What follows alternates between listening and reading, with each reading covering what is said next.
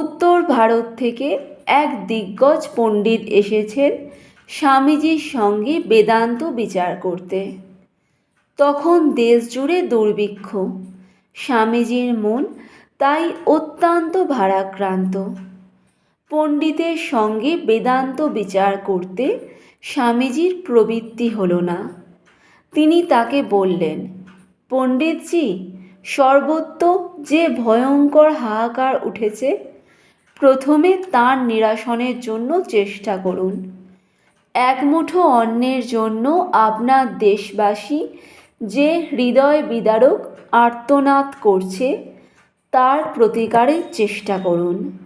তারপর আমার সঙ্গে বেদান্ত বিচার করতে আসবেন। হাজার হাজার লোক অনাহারে মরছে। তাদের রক্ষা করার জন্য নিজের সর্বস্ব উৎসর্গ করা, এই হলো বেদান্ত ধর্মের সারমর্ম।